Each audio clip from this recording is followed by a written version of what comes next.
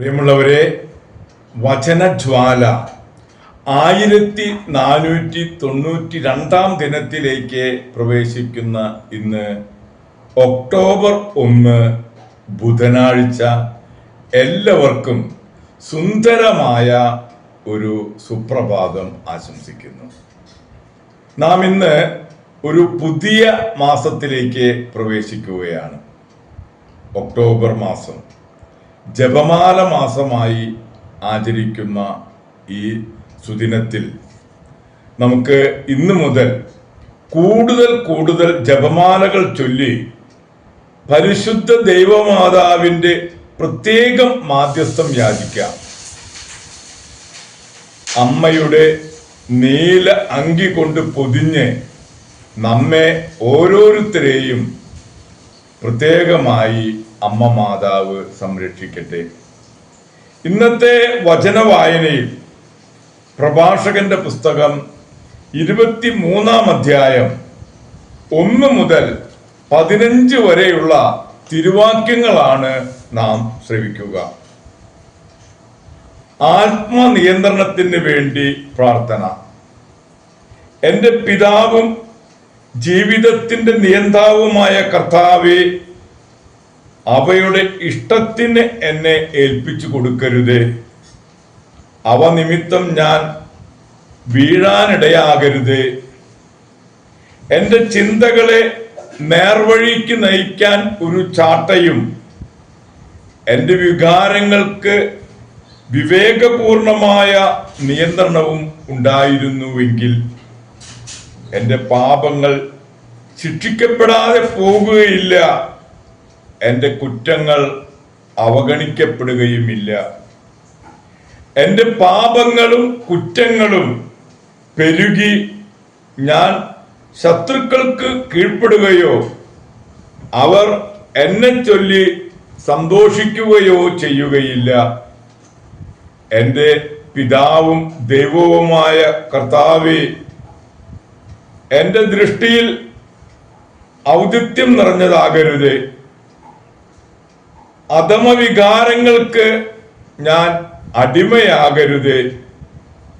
അമിതമായ ആഹാരപ്രിയമോ ഭോഗാസക്തിയോ എന്നെ കീഴടക്കാതിരിക്കട്ടെ. നിർലജ്ജമായ വികാരങ്ങൾക്ക് എന്നെ ഏൽപ്പിച്ചു കൊടുക്കരുതേ. നാവിൻ്റെ വിനിയോഗം. കുഞ്ഞുങ്ങളെ, നാവിനെ നിയന്ത്രിക്കേണ്ടതെങ്ങനെയെന്ന് കേൾക്കുവിൻ. ഈ ഉപദേശം അനുസരിക്കുന്നവൻ കുറ്റക്കാരാവുകയില്ല. പാപിയുടെ പതനത്തിന് കാരണം അവന്റെ ചുണ്ടുകളാണ്. ചീത്ത പറയുന്നവന്റെയും അഹങ്കാരിയുടെയും വീഴ്ചയ്ക്ക് കാരണം നാവു തന്നെ. ആണയിടുന്ന ശീലം നന്നല്ല.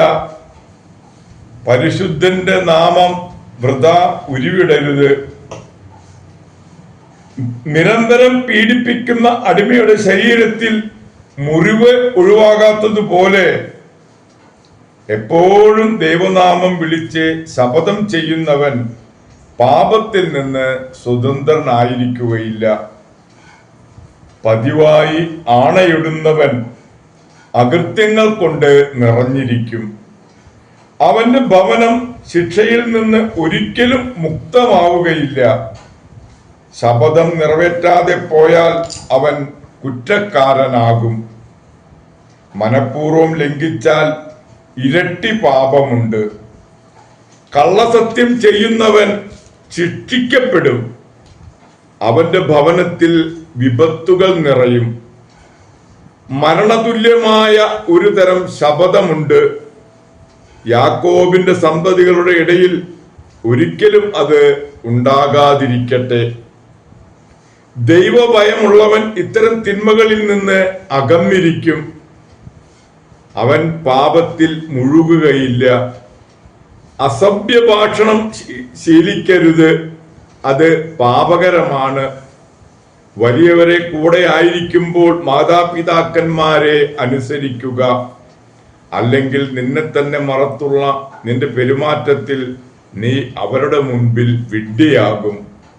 ജനിക്കാതിരിക്കുന്നെങ്കിൽ എന്ന് നീ അപ്പോൾ ആഗ്രഹിക്കുകയും ജന്മദിനത്തെ ശപിക്കുകയും ചെയ്യും. നിന്ദനം ശീലിച്ചവൻ ജീവിതകാലത്ത് ഒരിക്കലും പക്വത നേടുകയില്ല.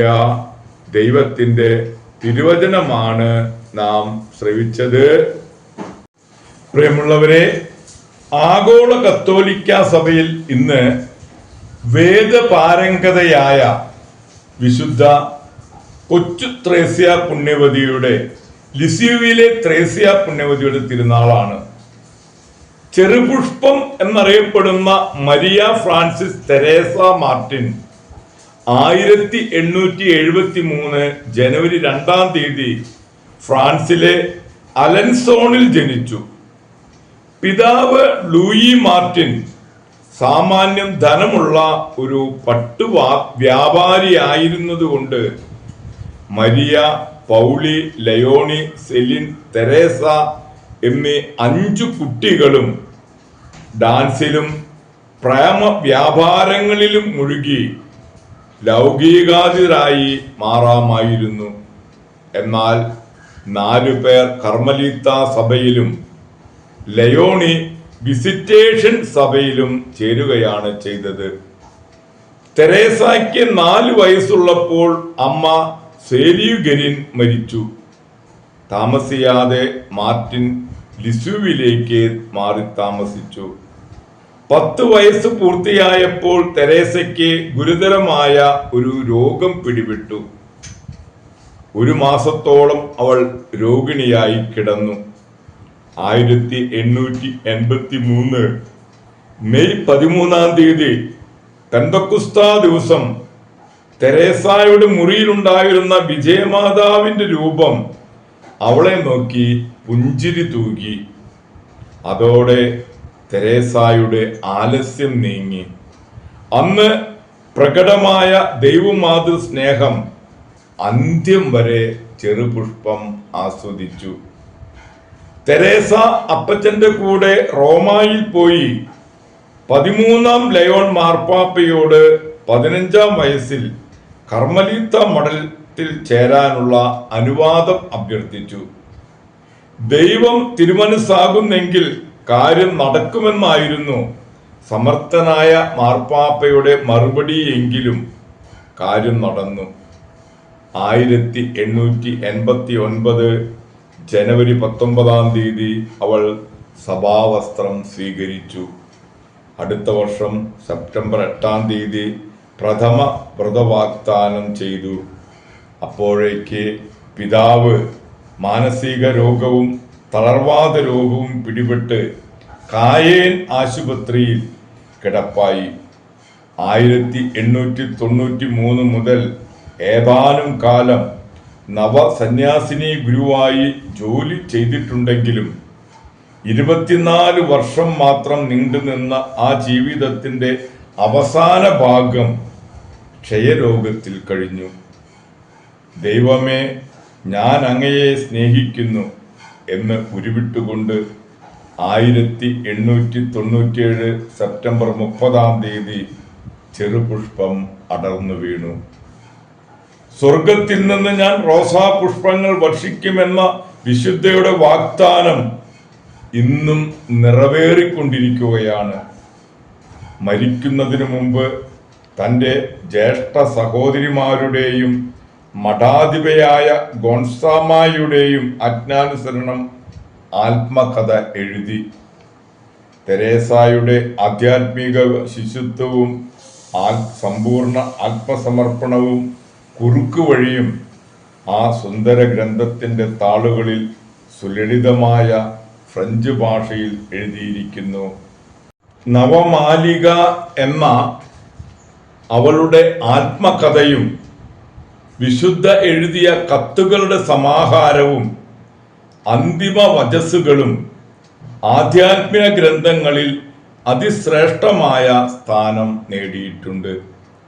1925 മെയ് 17 വിശുദ്ധയുടെ ചരമവാർഷികത്തിൻ്റെ 28-ാം വർഷം അവളുടെ 4 സഹോദരിമാരുടെയും സാന്നിധ്യത്തിൽ 11-ാം പിയൂസ് മാർപ്പാപ്പ ചെറുപുഷ്പത്തെ വിശുദ്ധ പദവിയിലേക്ക് ഉയർത്തി. ആധുനിക ലോകത്തിലെ ഏറ്റവും വലിയ വിശുദ്ധ എന്ന് വിശുദ്ധ 10-ാം പിയൂസ് മാർപ്പാപ്പ കൊച്ചു ത്രേസ്യയെ വിശേഷിപ്പിച്ചിട്ടുണ്ട്. ഒരാഗോള മിഷണറിയാകാൻ ആഗ്രഹിച്ച തെരേസായെ 1928 11-ാം പിയൂസ് മാർപ്പാപ്പ ആഗോള പ്രേക്ഷിത പ്രവർത്തനങ്ങളുടെ മധ്യസ്ഥയായി പ്രഖ്യാപിച്ചപ്പോൾ അവളുടെ അഭീഷ്ടം നിറവേറി. വിശുദ്ധ ജോൺ പോൾ രണ്ടാമൻ വിശുദ്ധയെ 1997 വേദപാരംഗതയായി പ്രഖ്യാപിച്ചു. പ്രിയമുള്ളവരെ, ഇന്ന് നമ്മളുടെ അമ്മമാതാവിൻ്റെ ജപമാല മാസം ആചരിപ്പിക്കുന്ന ഈ സുന്ദര സുദിനത്തിൽ തന്നെ നമ്മളിന്ന് വിശുദ്ധ ലിസ്യൂവിലെ വിശുദ്ധ ത്രേസ്യ,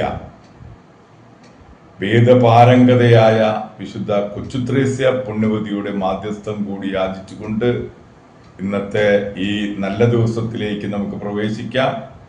എല്ലാവർക്കും നല്ല ഒരു ബുധനാഴ്ച ദിവസം ആശംസിക്കുന്നു. ദൈവം നമ്മെ ഓരോരുത്തരെയും സമൃദ്ധമായി അനുഗ്രഹിക്കട്ടെ.